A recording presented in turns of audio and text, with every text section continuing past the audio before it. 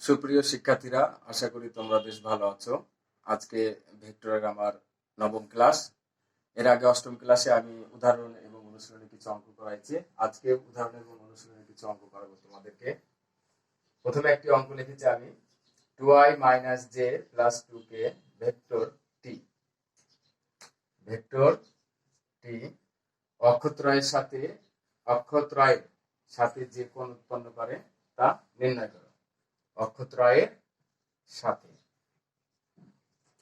অক্ষত্রয়ের সাথে যে কোণ উৎপন্ন করে তা নির্ণয় করো। এবং আরেকটি অঙ্ক লিখেছি, দেখাও যে i vector plus j vector plus k vector এই ভেক্টরটি অক্ষত্রয়ের সাথে সমান কোণে আনত, অর্থাৎ এই ভেক্টরটি তিনটি অক্ষরত্বয়ের সাথে সমান কোণে একই কোণে থাকবে। তাহলে প্রথম অঙ্কটির আমরা এখন একটু সমাধান করব। তো ধরি প্রদত্ত ভেক্টর, অর্থাৎ a ভেক্টর সমান a ভেক্টর ধরে নিলাম। তাহলে a ভেক্টর সমান 2i - j + 2k এবং এই ভেক্টরটি অক্ষত্রয়ের সাথে যথাক্রমে আলফা, বেটা ও গামা কোণ উৎপন্ন করে। অর্থাৎ এই ভেক্টরটি সমান a ভেক্টর সমান 2i vector plus j vector plus k vector. এই ভেক্টরটি এই অক্ষত্রয়ের সাথে তিনটি অক্ষের সাথে আলফা, বেটা ও গামা কোণ উৎপন্ন করে। তাহলে মনে করি x অক্ষ বরাবর vector b vector = i vector, y অক্ষ বরাবর vector c vector = j vector এবং z অক্ষ বরাবর vector d vector = k vector. তাহলে এখন আমরা a vector dot b vector এটা বের করব। তাহলে a ভেক্টর সমান এটা ডট b ভেক্টর সমান i একক ভেক্টর। তাহলে এখান থেকে ডট গুণ করলে কি হবে, i ডট i সমান 1, তাহলে 2 আসবে। আর অবশিষ্ট j vector dot i vector = 0, k vector dot i vector = 0। তাহলে a vector dot b vector সমান কত আসলো আমাদের 2। এখন a ভেক্টরের মান বের করব। তাহলে a ভেক্টর সমান কত আমাদের এটা। তাহলে a ভেক্টরের মান বের করলাম। মান বের করা আমরা আগে জেনেছি, সেটা ক্যালকুলেশন করলে কত আসবে 3। এবং b ভেক্টরের মান বের করলাম। b ভেক্টর সমান কত আছে আমাদের i ভেক্টর। তাহলে b ভেক্টর এর মান সমান √i1², যেহেতু b ভেক্টর সমান কত i এর সহগ কত 1, তাহলে 1 আসলো। একইভাবে a ভেক্টর ডট c ভেক্টরের মান a vector dot c vector বের করব। এটাকে ক্যালকুলেশন করলে -1 হবে এবং c ভেক্টরের মান বের করলে 1 আসবে। a ভেক্টর ডট b ভেক্টরের মান বের করব। a ভেক্টর সমান এটা ডট d ভেক্টর সমান কত আমাদের k একক ভেক্টর ধরেছিলাম। এটা ক্যালকুলেশন করলে কত আসবে 2 এবং d ভেক্টরের মান ক্যালকুলেশন করলে আসবে হলো 1। এখন ভেক্টর a ও b এ, অর্থাৎ ভেক্টর হচ্ছিল a এটা, আর x অক্ষ বরাবর ভেক্টর ছিল হলো b। তাহলে ভেক্টর a ও ভেক্টর b এর অন্তর্গত কোণ আলফা হলে cos alpha = a vector dot b vector by a ভেক্টরের মান b ভেক্টরের মান। তাহলে a vector dot b vector সমান আমরা কত পেয়েছি, a vector dot b vector সমান পেয়েছি আমরা 2। আর a ভেক্টরের মান কত পেয়েছি, a ভেক্টরের মান পেয়েছি 3 আর b ভেক্টরের মান পেয়েছি কত 1। তাহলে 3 × 1 তাহলে 2/3। তাহলে cos আলফা সমান কত হলো আমার 2/3। অতএব আলফা সমান cos ইনভার্স 2/3। এটা হলো অ্যানসার। তাহলে বলেছে যে এই ভেক্টরটি অক্ষত্রয়ের সাথে যে কোণ উৎপন্ন করে। তাহলে আমরা প্রথমেই ধরে নিয়েছিলাম যে এই ভেক্টরটি অক্ষত্রয়ের সাথে আলফা, বেটা ও গামা কোণ উৎপন্ন করে। তাহলে প্রথম এই ভেক্টরের সাথে বি ভেক্টরটি কি হয়েছে, আলফা কোণ উৎপন্ন করেছে।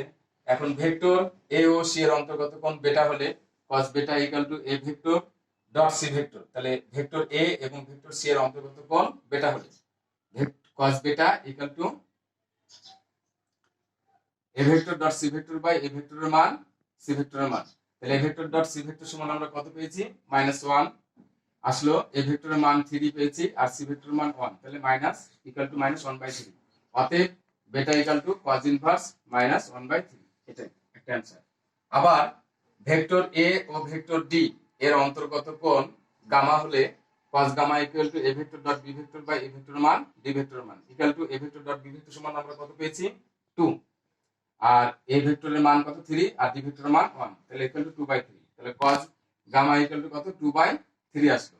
তাহলে অতএব গামা = cos ইনভার্স 2/3। এটাই হলো প্রথম কোশ্চেনের আমাদের অ্যানসার।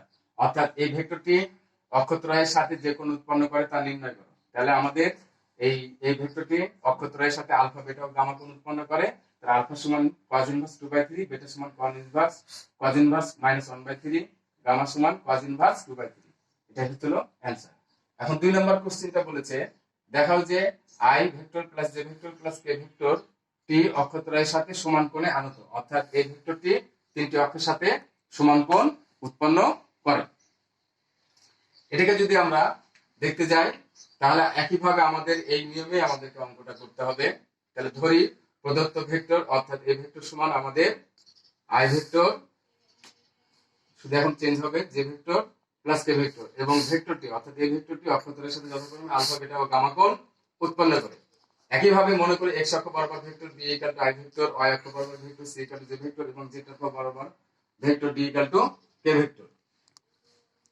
তাহলে একইভাবে আমরা A vector dot B vector equal to এখানে কি হয়ে যাবে, এ ভেক্টর সমান কত আছে I vector plus J vector plus K vector. তাহলে এখানে প্লাস দিয়ে দিলাম, এখানে 2 মুছে দিলাম। তাহলে এখানে কত হবে আই ডট আই সমান কত, এখানে 1। আর এই ভেক্টরের মানটা কত আসবে আমাদের, যেতে আই সহগ 1 জে সহগ 1 কে সহগ 1, তাহলে এখানে কত আসবে 1 স্কয়ার 1 স্কয়ার 1 স্কয়ার। তাহলে 1 স্কয়ার 1 স্কয়ার করলে কত হবে 1 প্লাস 1 প্লাস 1, তার মানে হবে √3।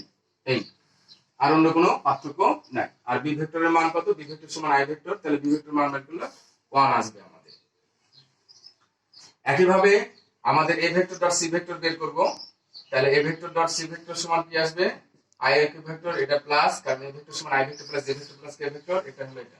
তাহলে একইভাবে এটা কত আসবে 1, এবং সি ভেক্টর মান কত আসবে আমাদের 1। A vector dot B vector, তাহলে এ ভেক্টর সমান I vector plus J vector plus K vector dot K vector, এটা সমান কত আসবে আমাদের 1, এবং বি ভেক্টরের মান 1। এখন ভেক্টর এ ও বি এর অন্তর্গত কোণ আলফা হলে cos alpha equal to A vector dot B vector by A ভেক্টরের মান বি ভেক্টরের মান। A vector dot B vector সমান আমরা কত পেয়েছি 1, তাহলে এখানে আসবে 1। আর এ ভেক্টরের মান আমরা কত পেয়েছি, এ ভেক্টরের মান পেয়েছি আমরা √3, তাহলে এখানে হবে √3 ইনটু 1। তাহলে এখানে ক্যালকুলেশন করলে কত আসবে আমাদের 1/√3। তাহলে cos আলফা সমান আমাদের কত আসবে, তাহলে cos আলফা সমান 1/√3 আসবে, অতএব আলফা সমান কি হবে cos ইনভার্স 1/3।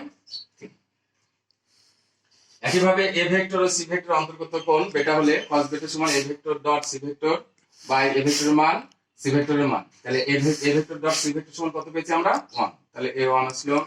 এ ভেক্টর ডট সি ভেক্টরের মান কত আসবে আমাদের, এ ভেক্টরের মান হলো √3 আর সি ভেক্টরের মান 1, তাহলে এটা কত আসবে আমাদের, এটা হবে 1/√3। তাহলে cos বেটা সমান 1/√3, অতএব বেটা ইকুয়াল টু cos ইনভার্স, এখানে মাইনাস থাকবে না, 1/√3।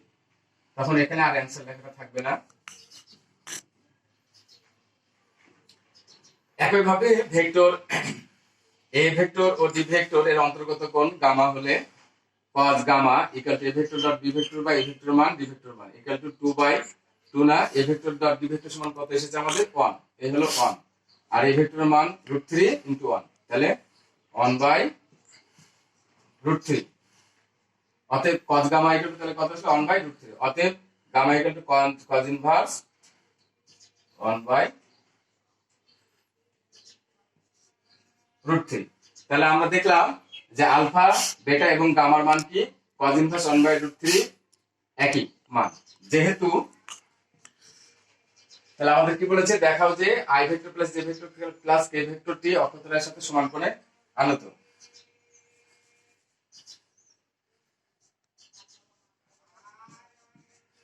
সুতরাং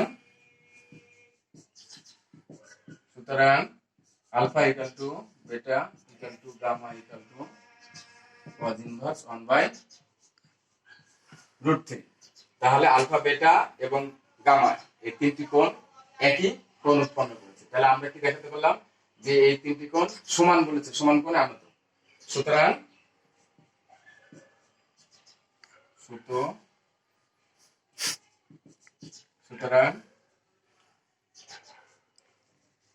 কোণ তিনটি সমান কোণে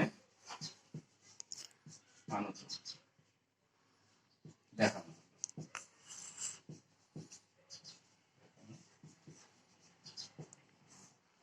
দেখাতে বলেছে। তাহলে দুইটা অঙ্ক আমাদের একেবারে সেম ক্যাটাগরি, কোনো পার্থক্য নাই। এই প্রশ্নটা আবার থাকতে পারে, দেখাও যে I plus J plus K ভেক্টরটি অক্ষরের সাথে সমান কোণে আনত, এটা থাকতে পারে, অথবা ভেক্টরটি অক্ষরের সাথে সমান সমান কোণ উৎপন্ন করে, একই কথা।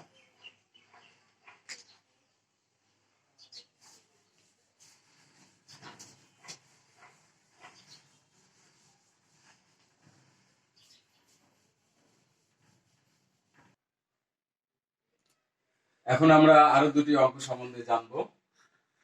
একটি অঙ্ক লিখেছি A vector equal to I vector plus 2j vector plus 2k vector এবং B vector equal to 2i vector minus 3j vector plus 6k vector হলে এ ভেক্টরের উপর বি ভেক্টরের লম্ব অভিক্ষেপ অথবা বলা যাবে যে শুধু অভিক্ষেপ নির্ণয় কর। তাহলে সমাধান দেওয়া আছে A vector equal to I vector plus 2j vector plus 2k vector এবং B vector equal to 2i vector plus 3j vector plus 6k vector. আমরা জানি এ ভেক্টরের উপর বি ভেক্টরের লম্ব অভিক্ষেপ equal to A vector dot B vector by A ভেক্টরের মান। বিগত ক্লাসে আমরা এটা জেনেছি। এখন এ ভেক্টর, এখন তাহলে এই লম্ব অভিক্ষেপ বের করতে গেলে আমাদের কি লাগবে? এ ভেক্টর ডট বি ভেক্টরের মান লাগবে এবং A vector dot B vector লাগবে, যে মানটা হবে সেই মানটা নির্ণয় করতে হবে এবং এ ভেক্টরের মান বের করতে হবে। তাহলে A vector dot B vector, A vector dot B vector, তাহলে এখানে আমাদের কি আসবে? এখানে আমাদের এটা লিখতে হবে হচ্ছিল A vector dot B vector by A ভেক্টরের মান। তাহলে A vector dot B vector calculation করলাম, করে 8 আসলো এবং এ ভেক্টরের মান বের করলাম, সেটা হলো 3 আসবে। তাহলে এ ভেক্টরের উপর বি ভেক্টরের মান এখানে লিখতে হবে আমাদের A vector dot B vector by A ভেক্টরের মান। তাহলে A vector dot B vector সমান 8 আর এ ভেক্টরের মান সমান কত এসেছে আমাদের? 3। এটাই হলো অ্যানসার। তাহলে এই ধরনের যতগুলো অঙ্ক থাকবে সবগুলো অঙ্কই আমাদের এই নিয়মে সমাধান করতে হবে।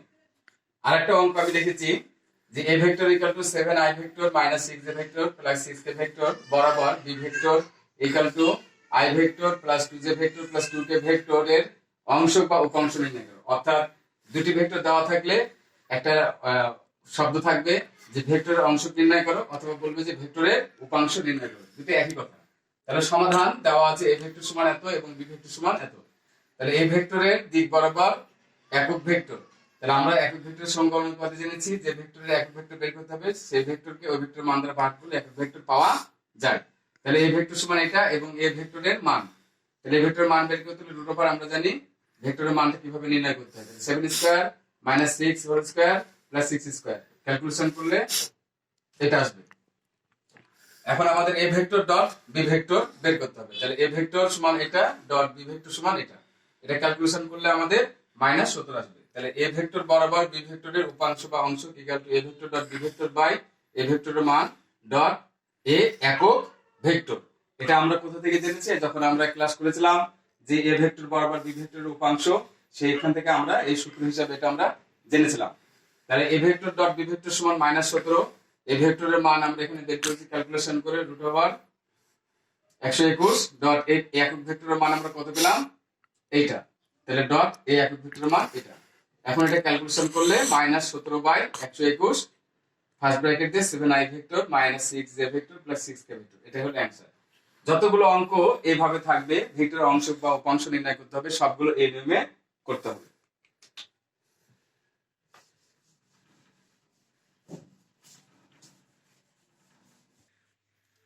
এখন আমি তোমাদের আরেকটি অঙ্ক নিয়ে আলোচনা করব। 2, 3, 1 ও 1, 1, 3 বিন্দুগামী সরলরেখার ভেক্টর সমীকরণ নির্ণয় করো। অর্থাৎ দুইটা বিন্দু দেওয়া আছে, এই দুইটা বিন্দুগামী ভেক্টরের সরলরেখার সমীকরণ নির্ণয় করতে হবে। তাহলে মনে করি 2, 3, 1 ও 1, 1, 3 বিন্দু দ্বয়ের অবস্থান ভেক্টর যথাক্রমে এ ভেক্টর ও বি ভেক্টর। তাহলে এ বিন্দু এবং এ বিন্দুর অবস্থান ভেক্টর এ ভেক্টর ও বি ভেক্টর। তাহলে অতএব এ ভেক্টর ইকুয়াল টু বিন্দু দেওয়া থাকলে তাহলে আমরা তার ভেক্টর নির্ণয় করতে পারি। তাহলে 2i plus 3j plus k এবং B vector equal to i vector plus j vector plus 3k vector. সুতরাং 2, 3, 1 ও 1, 1, 3 বিন্দুগামী সরলরেখার ভেক্টর সমীকরণ আমরা দুইটি বিন্দু দিয়ে যাই এরূপ দুইটি বিন্দুগামী সরলরেখার ভেক্টর সমীকরণ এর আগে আমরা ক্লাসে আলোচনা করেছি। তার সূত্রটা কি হবে? তার সূত্রটা r vector equal to a vector plus t first bracket b vector minus a vector, যেখানে t একটি প্যারামিটার, সমান a vector equal to t দ্বারা গুণ করলে tb vector plus t a vector. এখন a ভেক্টর আর মাইনাস t a ভেক্টর, এখান থেকে a ভেক্টর কমন নিলে 1 minus t into a vector plus t b vector. তাহলে 1 minus t vector a vector সমান কত আছে আমাদের? এটা আছে 2i vector plus 3j vector plus k vector বসালাম plus t into b vector সমান কত আছে? i vector plus j vector plus 3k vector.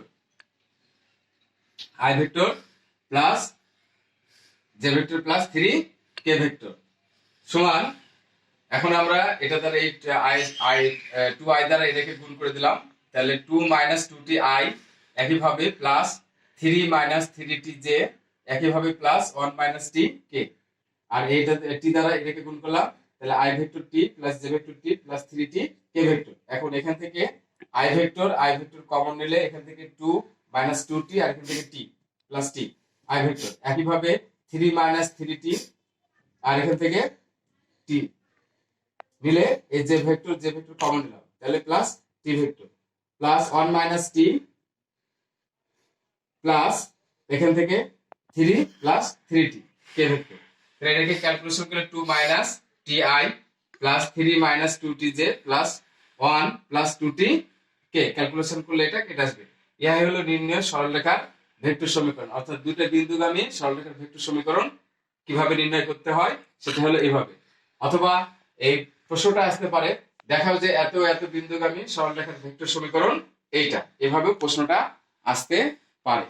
তাহলে এই নিয়মে যতগুলো অঙ্ক থাকবে সবগুলো এইভাবেই করতে হবে। এই প্রশ্নের অনুরূপ যতগুলো কোশ্চেন হবে যেভাবে আসুক না কেন, সেটা একটা এইভাবে হতে পারে যে এই এত এবং এত বিন্দুগামী সরলরেখার ভেক্টর সমীকরণ নির্ণয় করো, অথবা দেখাও যে এই বিন্দু এবং এই বিন্দুগামী সরলরেখার ভেক্টর সমীকরণ এইটা, যেখানে টি একটি প্যারামিটার। এভাবেও অঙ্কটি থাকতে পারে। এই হলো আজকে ক্লাসের এই আলোচনা। পরবর্তী ক্লাসে তোমাদের সাথে আমার আবার দেখা হবে। তোমরা সকলে ভালো থেকো। সকলকে ধন্যবাদ।